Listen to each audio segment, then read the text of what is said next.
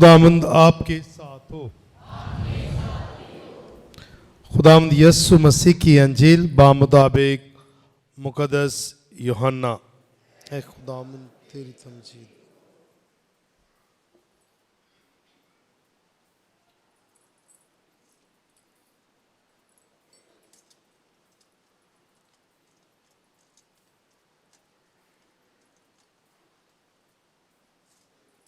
उसके 20वें बाब से बयान। उसी रोज हफ्ते के पहले दिन शाम के वक्त जब उस जगह के दरवाजे जहां शागिर्द जमा हुए थे यहूदियों के खौफ से बंद थे, यीशु आकर बीच में खड़ा हो गया और उनसे कहा, तुम्हें सलामती हासिल हो। और ये कहकर अपने हाथों और पसली को उन्हें दिखाया। पास शागिर्द खुदावंद को देखकर खुश हुए और यीशु ने फिर उनसे कहा, तुम्हें सलामती हासिल हो। जिस तरह बाप ने मुझे भेजा है मैं भी उसी तरह तुम्हें भेजता हूं। उसने ये कहकर उन पर फूंका और कहा कि तुम रूह कुदस लो।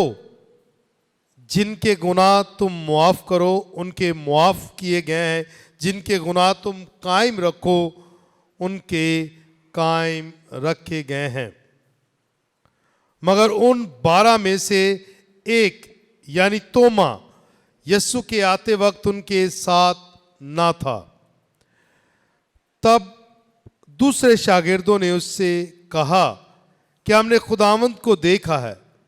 मगर उसने उनसे कहा, जब तक मैं उसके हाथों में मेखों के छेद ना देख लूं और मेखों की जगह अपनी उंगली ना डाल लूं और अपने हाथ को उसकी पसली में ना डाल लूं, हरगिज यकीन ना करूंगा। 8 रोज के बाद उसके शागिर्द फिर अंदर थे और तोमा उनके साथ था। गो दरवाजे बंद थे। तो भी यीशु आया और बीच में खड़ा होकर बोला, तुम्हें सलामती हासिल हो। फिर उसने तोमा से कहा कि अपनी उंगली पास लाकर यहां दाखिल कर और मेरे हाथों को देख और अपना हाथ पास लाकर उसे मेरी पसली में डाल और गैर मुत्तकिद नहीं बल्कि मुत्तकिद बन। तोमा ने जवाब में उससे कहा, तू मेरा खुदावंद और मेरा खुदा है। यीशु ने उससे कहा, ए तोमा, इसलिए कि तूने मुझे देखा है तो ईमान लाया है। मुबारक वो हैं जिन्होंने नहीं देखा तो भी ईमान लाए हैं।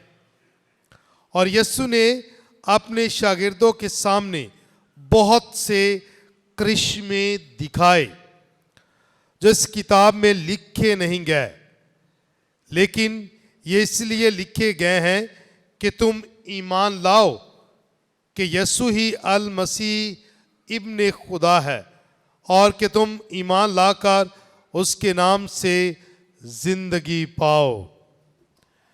अंजील मुकद्दस के वसीला से हम सब की खताएं मुआफ की जाएं। मसीह मेरे अजीजों, हम पिछले एक हफ्ते से पाशकाई उठवारा या ईस्टर ऑक्टिव की लतूरियां मना रहे हैं और अब पाशका के दूसरे इतवार की लतूरियां मना रहे हैं। और इसमें सारा जो मरकजी नुक्ता और पहलू है वो जी उठा है। यीशु की फतह याबी, मौत पर जो उसने कामयाबी हासिल की है मुर्दों में से जी उठकर, इस भेद पर हम गौर कर रहे हैं और गौर करते रहेंगे पूरे 50 दिन तक। ईद पेंतिकोस्त के दिन इस मिशन और इस सफर का इख्तिताम होगा। और ये ज़हूरात जो हैं यस्सु जी उठने के बाद अपने शागिर्दों पर जाहिर होता है, ये उनके ईमान को तक़वियत देने के लिए बार बार उन पर जाहिर होता है, मुख्तलिफ जगहों पर और मुख्तलिफ लोगों पर। शागिर्दों को जब भी उन्हें मिला है, उन्हें उसने एक ही दुआ दी है, वह है तुम्हें सलामती हासिल हो, तुम्हें सलामती हासिल हो।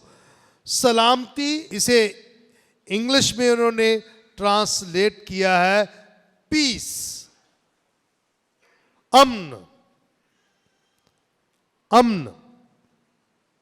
और सलामती को अगर इसका और एक लफ्ज देखें तो वो सेफ्टी होता है, हिफाजत होता है, बचे रहो, बचे रहो, सलामती हासिल हो। और ये सलामती देने के लिए, ये जिंदगी देने के लिए, ये निजात देने के लिए हमारा खुदावंद जो है वो सलीब पर जान देता है और तीसरे रोज मौत पर फतह हासिल करके जी उठता है। और यही उसका मिशन था। जब उसने अपनी अलानिया जिंदगी का आगाज किया तो उसने बयान किया था कि मैं इसलिए आया हूं कि वो जिंदगी पाएं, बल्कि कसरत से पाएं। तो कसरत की जिंदगी निजात है, सलामती है, जिसे यीशु आज बार बार दे रहा है, तुम्हें सलामती हासिल हो।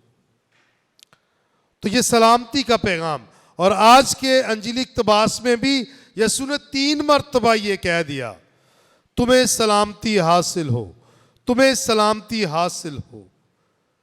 और हर बार कुछ ना कुछ उन्हें ज़रूर सिखाया है, ज़रूर बताया है। तो सलामती जो है, नजात जो है, अपनी ज़िंदगी जो है, यही देने के लिए मसीह खुदावंद दुनिया में आया। और मंसूबा नजात का मरकज़ी नुक्ता और पहलू भी नजात ही था, सलामती ही था और ज़िंदगी था, जिसे बाप ने अपने बेटे के ज़रिए से इंसान को अता की, जो अपनी नाफरमानी की वजह से खुदा से दूर हो गया था और इस सलामती और बरकत को खो चुका था। उसे सलामती देने के लिए आज दोबारा, तो इसलिए वो जब भी मिलता है वो यही कहता है, तुम्हें सलामती हासिल हो। और सलामती देने के लिए उसने साक्रामेंट्स मुकर्रर किए हैं। पाक जुमेरात को 2 साक्रामेंट्स मुकर्रर किए थे। कौन कौन से, किसी को याद है? हाँ, पाक यूखरिस्ट का साक्रामेंट और पाक खिदमत यानी कहानत का साक्रामेंट। और ये दोनों साक्रामेंट्स सलामती देने के लिए, जिंदगी देने के लिए। तो यीशु ने क्या कहा कि जो मेरा बदन खाता और मेरा खून पीता है वो कभी भी हलाक ना होगा। या दूसरे लफ्जों में उसने कहा कि जो मेरा बदन खाता और मेरा खून पीता है वो हमेशा की जिंदगी रखता है, यानी सलामती रखता है, तंदुरुस्त रहता है हमेशा के लिए। ये साक्रामेंट मुकर्रर किया।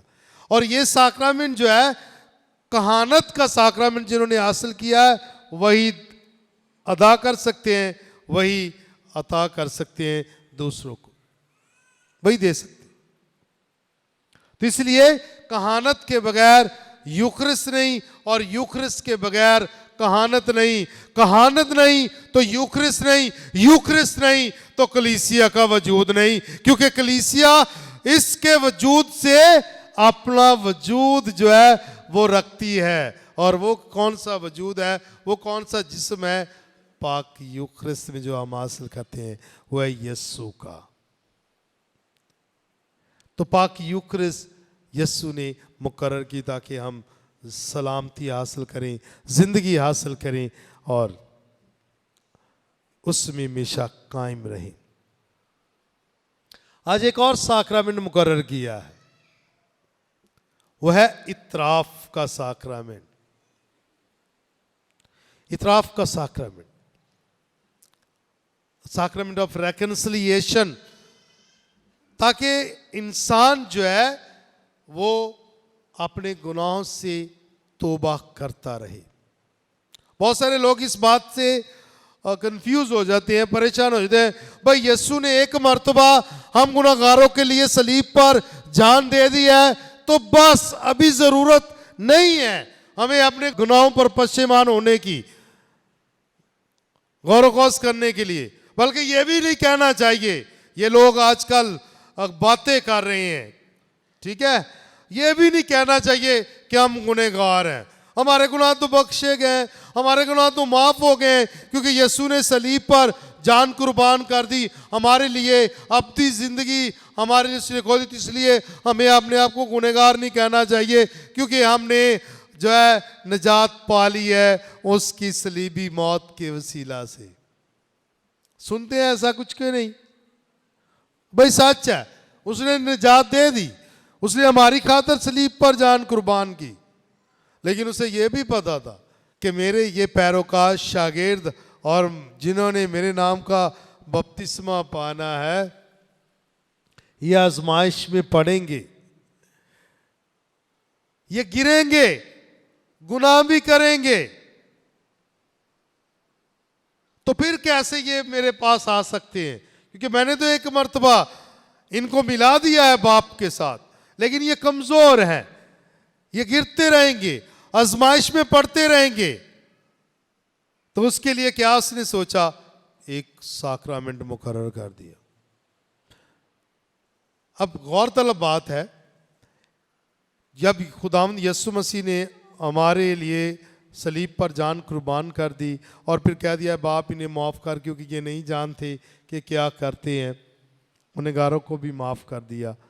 सच है, सच है, इस पर मेरा भी ईमान है, यकीन है।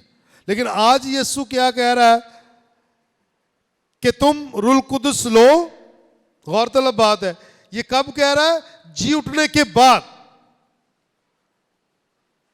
जी उठने के बाद कि तुम रूह कुदस लो, जिनके गुनाह तुम मुआफ करोगे उनके मुआफ किए गए हैं, जिनके गुनाह तुम कायम रखो उनके कायम रखे गए हैं।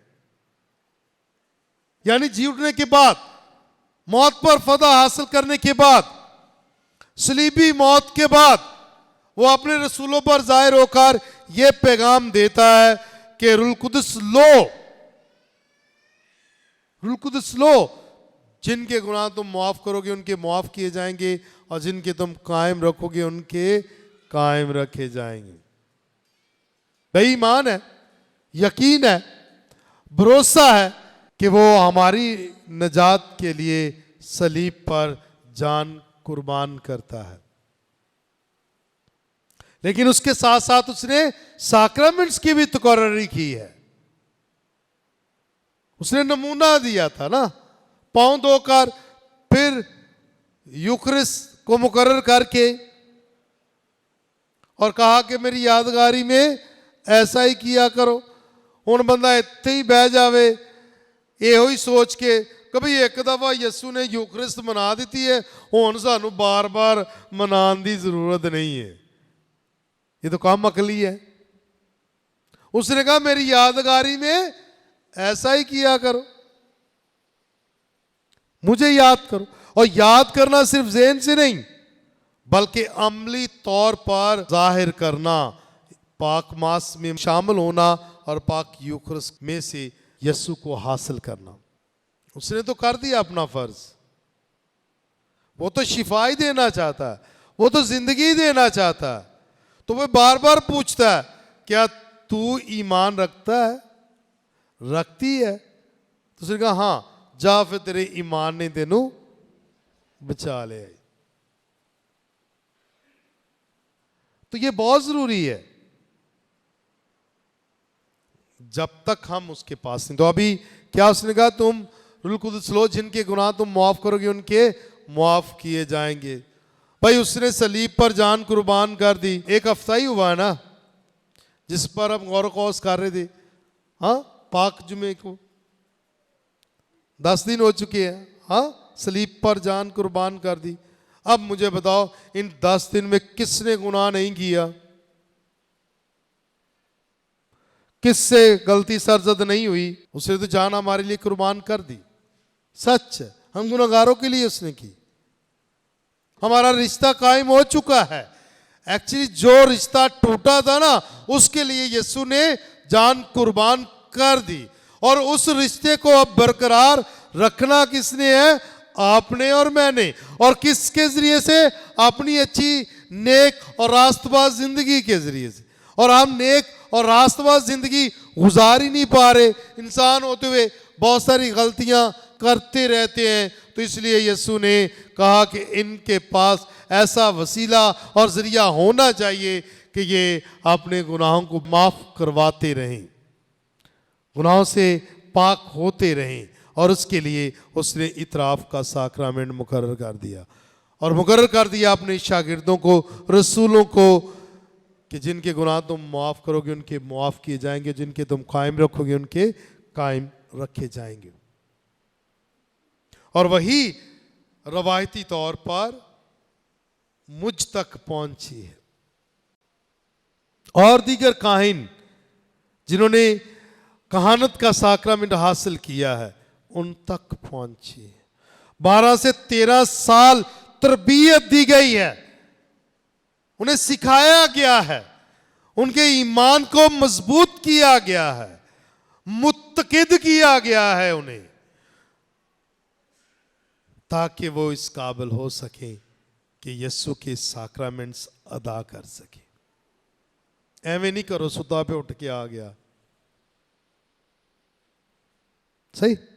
तो ये साक्रामेंट्स उसने मुकर्रर किए ताकि हम जिंदगी पा सके, सलामती हासिल कर सके और हमेशा उसके साथ रह सके। तो मुत्तकिद होने की जरूरत है, ईमान में मजबूत होने की जरूरत है। और जो मुत्तकिद है, ईमान में मजबूत है, वही साक्रामेंट्स की अहमियत और अफादियत को समझ सकता है और यीशु से सलामती, फजल और नजात हासिल कर सकता है। वो तो हमें जिंदगी देना चाहता है। क्या मैं जिंदगी हासिल करने के लिए, मैं जिंदगी पाने के लिए तैयार हूं? वो तो सलामती देना चाहता है। क्या मैं सलामती का फर्जंद हूं? क्या मैं सलामती हासिल करने के लायक हूं? क्या मुझ में वो खूबियां हैं जिसके वसीला से मैं सलामती हासिल करके उसके पीछे चल सकूं? गौरतलब बात, क्या ये मुझ में है? मसीह में मेरे अजीजों, ये कलाम आपको और मुझे दावत देता है कि हम यीशु पर ईमान रखें, मुत्तकिद रहें, मजबूत रहें। वो जी उठा है और जी उठे पर जो है बिन देखे ईमान लाता है, वो मुबारक है। और हम उन मुबारक में शुमार किए जाते हैं, क्योंकि हमने उसे जिस्मानी तौर पर जाहिरन देखा नहीं उस वक्त, लेकिन हम उसको जाहिरी तौर पर पाक यूखरिस्त में देखते हैं, जब जब भी वो पाक अलतार पर उतरता है और यही कहता है कि तुम्हें सलामती हासिल हो, तुम्हें सलामती हासिल हो। क्या मैं और आप वो सलामती हासिल करना चाहते हैं? और वो सलामती अब्दी जिंदगी है, और अब्दी जिंदगी उसके बदन और खून से हासिल होती है। और उसके बदन और खून को हासिल करने के लिए अपने गुनाहों से तौबा करने की जरूरत है, माफी मांगने की जरूरत है। हमें रूहानी जिस्मानी तौर पर पाक साफ होने की जरूरत है। जब हम पाक साफ होंगे रूहानी तौर पर, तब उसका दीदार कर सकेंगे और वो सलामती, वो फजल, वो अब्दी जिंदगी जो उसके बदन और खून से हमें मिलती है, उसको हासिल करने के काबिल ठहरेंगे। खुदावंद हमारे ईमान को मजबूत करे और हमें मुत्तकिद होने की तौफीक अता करे।